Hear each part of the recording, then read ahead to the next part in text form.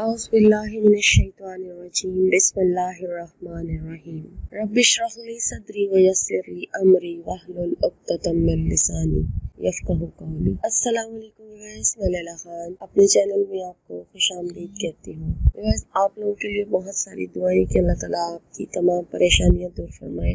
अल्लाह ताला आपको सेहत और तंदुरुस्ती अता फरमाए जो लोग बीमार हैं। और अल्लाह ताला से दुआ है कि जो मुझे दुआओं के लिए कहते हैं ना कि हम परेशान हैं, हमारी परेशानियों से निजात की दुआ करें। दुआ एक कर्ज होती है। जब आप किसी से दुआ करने के लिए कहते हैं तो वो उस पर कर्ज हो जाता है। इसलिए जब आप का कमिट मैं रीड करती हूँ तो उसी टाइम आपका ये जो कर्ज आपने मुझे दिया होता है मैं अदा कर देती हूँ। अल्लाह के हजूर दुआ कर देती हूँ कि अल्लाह पाक आपको उस परेशानी से निजात दिलाए जिसके लिए मजबूर होकर आपने दुआ करने के लिए कहा है, और जिसकी जो हाजत है अल्लाह ताला उसे पूरा करे, आमीन। बस आज आपसे जो वजीफा शेयर करने जा रही हूँ ये कुरान पाक की एक ऐसी सूरह है जो बहुत ज्यादा मुजरिब है और बहुत सारे लोग इससे वाकिफ होंगे कि इस सूरह को पढ़ने से परेशानियां दूर होती हैं, हाजतें पूरी होती हैं। अगर आपकी कोई चीज गुम हो चुकी है वो भी वापस मिल जाती है इस सूरह को पढ़ने से। तो आज का अमल जो है वो इस सूरह की सिर्फ एक आयत को पढ़ने का अमल है, बहुत आसान है। और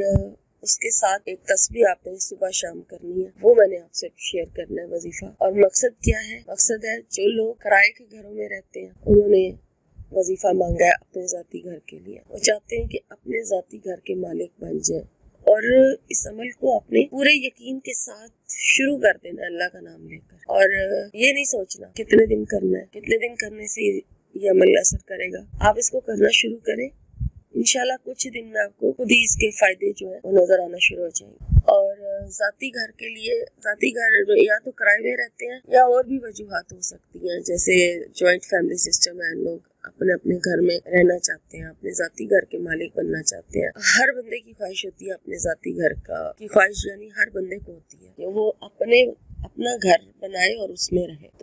तो ये कोई भी ये अमल अपने जाती घर के लिए कर सकता है। और चंद दिनों में, या क्योंकि वजीफों के साथ ये होता है हम आपको आपकी आसानी के लिए कह देते हैं कि 1 दिन कर लें, 2 दिन कर लें, 3 दिन कर लें, ज्यादा से ज्यादा 11 दिन का बोल दिया जाता है या 11, क्योंकि आपकी आसानी के लिए। लेकिन जब हम कोई जिक्र अल्लाह का शुरू करते हैं वो जोर तब पकड़ता है जब 40 दिन क्रॉस कर जाए। जब हम 40 दिन उस वजीफे को दे देते हैं, कई वजीफे 40 दिन बाद काम शुरू कर देते हैं, कई वजीफे 21 दिन के बाद काम शुरू कर देते हैं, और कई वजीफे जो है वो 2-2 महीने ले जाते हैं और फिर उनका असर होना शुरू होता है। तो आप सब्र के साथ, हौसले के साथ, तसल्ली के साथ, यकीन के साथ अल्लाह का जिक्र किया करें।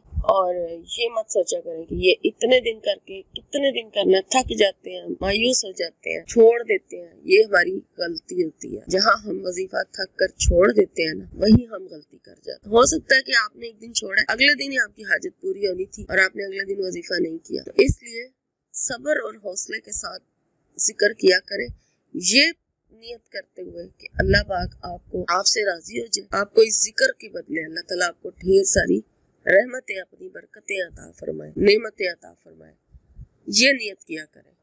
ये नहीं कि बस एक खास मकसद आपने रख लिया और उसकी नियत कर लेते हैं और फिर ठीक है, ये भी करना होता है, इंसान वजीफा करता ही तब है जब उसका कोई मकसद होता है, लेकिन उसमें पहले नियत ये किया करें कि अल्लाह को राजी करने की कोशिश किया। अल्लाह राजी तो सब आपको खुद ब खुद मिल जाए। तो इसलिए सब्र और हौसले के साथ, यकीन के साथ आप इस अमल को करेंगे। और दिन की तादाद भी पूछने के कितने दिन करना है, बस शुरू करते, बाकी की हालत में करना है। लेकिन खवातीन के लिए कह रही हूँ कि अगर खवातीन इस अमल को करना शुरू करती हैं तो जब नागे के दिन आते हैं ना, उन दिनों में आपने ये अमल नहीं करना, छोड़ देना। उसके बाद जब पाक हो जाए फिर से ये शुरू करते हैं, ठीक है? इस तरह से आपने ये करना है। अब आपने पढ़ना क्या है वो नोट कर लीजिए। आपने एक तो तस्बीह जो मैंने आपको बताई सुबह शाम करनी है, वो क्या है वो पहले मैं आपको बता देती हूँ। आपने पढ़ना है एक तस्बीह 100 दानों वाली आपने लेनी है, और उसके एक दाने पर किस तरह पढ़ना है? इन्ना लिल्लाहि व इन्ना इलैहि राजिऊन, इन्ना लिल्लाहि व इन्ना इलैहि राजिऊन। और इसके साथ अल्लाह ताला के 2 नाम, या मुजीबु या मुइज़्ज़ु, ठीक है? ये अल्लाह ताला के 2 नाम है, या मुजीबु या मुइज़्ज़ु और इन्ना लिल्लाहि व इन्ना इलैहि राजिऊन। ये तीनों मिला एक दाने पे पढ़ना है और फिर दाना आगे करना है और फिर दूसरे दाने पे। इसी तरह से आपने इसी तरतीब के साथ पढ़ते रहना है। और 100 की जो आपने ना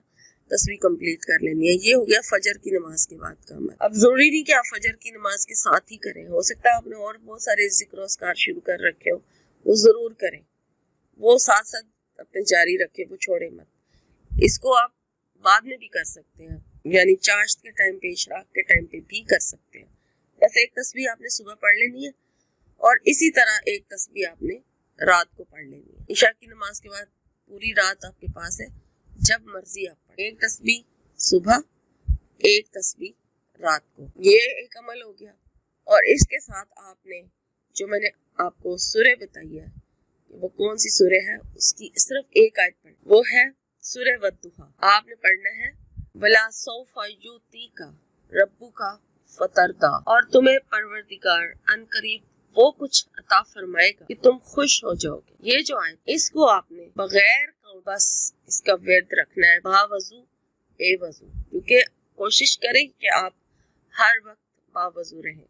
लेकिन अगर नहीं भी आप बावजू है ना, तो आप इसका वर्द शुरू कर दें, बस पढ़ते चलते फिरते, काम करते वक्त, उठते बैठते, जिस आप आराम से भी बैठे हुए हैं तो आप पढ़ लें, और अगर आप चल फिर रहे हैं तो भी कर लें। अभी खवातीन घर का काम कर रही हैं, उस टाइम ये आयत अपनी जुबान पर इसका वर्द रख, वला सौफा युतीका रब्बुका फतरदा।